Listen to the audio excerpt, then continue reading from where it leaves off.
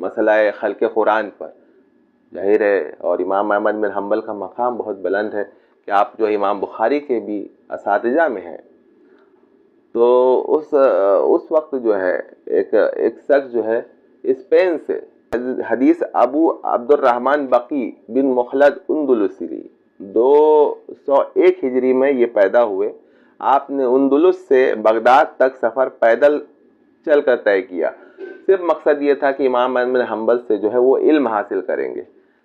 اب وہاں جب وہ پہنچے تو پتہ چلا کہ بھائی امام احمد بن حنبل تو محبوس ہیں، حکومت کی نظر ہے ان کا، وہ بڑی قریب نظر ہے، کوئی جو ہے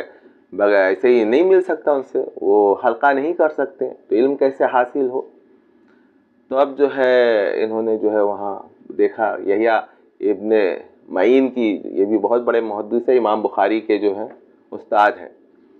تو وہ بھی حلقہ کرتے تھے، ان سے بھی پوچھا تو کہا ان کے بارے میں پوچھتے تو انہوں نے ایک تصدیق کر لی کہ بھائی یہاں رتبہ مقام تو امام احمد بن حنبل کا بہت ہے، لیکن حکومت کی پابندی ہے۔ تو وہ کسی طرح پہنچے، پہنچ کر کہا کہ بھائی میں تو آپ سے علم حاصل کرنے آیا، بہت دور سے آیا ہوں۔ تو کہا کہ بھائی اس وقت تو میں کسی کو پڑھا نہیں سکتا، حکومت کی جو ہے بہت سخت جو ہے وہ پابندی ہے۔ تو انہوں نے کیا کیا کہ بھائی میں بھیکاری کی شکل میں آؤں گا بھیک مانگنے کے لیے، بس آپ مجھے اس وقت جو ایک حدیث دو حدیث جو ہے سنا دیا کیجیے۔ اب بتائیے کہ وہ ہر روز جو ہے ایک بھیکاری بنتے،